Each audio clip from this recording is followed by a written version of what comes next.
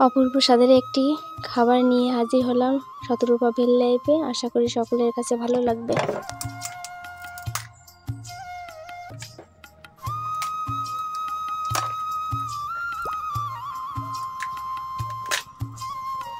বাহ, সুন্দর ইয়েছে তো।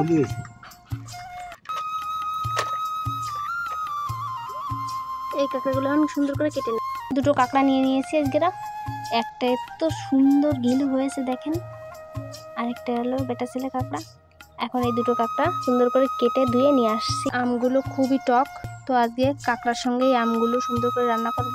এই যে আমগুলো সুন্দর করে কেটে বালতির ভিতর জল দিয়ে ভিজিয়ে রাখেছি, এতে করে আমের ভিতর যে কষ থাকে সেটা বেরিয়ে যাবে। এগুলো সেই কাঁকড়াটার ঘিলু বের করে সুন্দর করে নিয়ে আসছি। এই যে কাঁকড়াগুলো সুন্দর করে কেটে বেছে পরিষ্কার করে এই যে জলের ভিতর ভিজিয়ে রেখেছি, এতে করে কাঁকড়ার ভিতরে একটা জল থাকে, সেই জলটা বেরিয়ে যাবে। সুন্দর করে ধুয়ে এবার তুলে নিতে হবে। সুন্দর করে ধুয়ে পরিষ্কার করে প্লেটে রেখে দিলাম। এগুলো এই যে সব কিছু সুন্দর করে ধুয়ে নিয়ে আসি, ধুয়ে এই যে এখানে রেখে দিচ্ছি। এই গরমে কাঁকড়া আর আমের ঝোল ঝোল টক খেতে খুব ভালো লাগে আর মনটা আসলে ভরে যায়। পরিমাণ মতো জল দিয়ে এবার কাঁকড়াগুলো দিয়ে নেব। কাঁকড়াতে এত আষ্টে গন্ধ থাকে, আর হলুদ দিলে এই আষ্টে গন্ধটা থাকে না। জলটা শুকনো হয়ে গেছে, এবার সুন্দর করে তেল দিয়ে নেব। কাঁকড়াটা একটু ভেজে নেব। সুন্দর করে ভেজে নিয়েছি।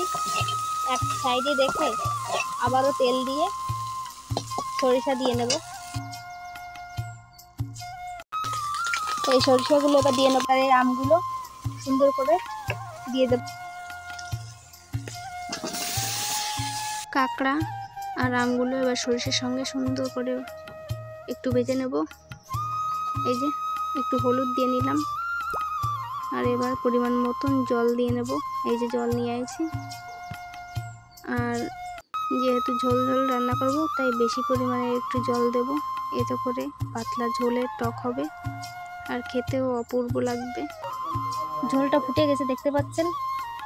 এবার ওই যে ঘিলুটা দিয়ে নেবো এবার, কারণ এই ঘিলুটা ঝোলের উপর দিলে সুন্দর চাকা চাকা হয়ে যায়, আর না হলে জল জল হয়ে যায়। এই যে ফুটে গেছে আমাদের কাঁকড়ার আমের টক, আর এই যে পরিমাণ মতো নুন দিয়ে এবার নামিয়ে নেব।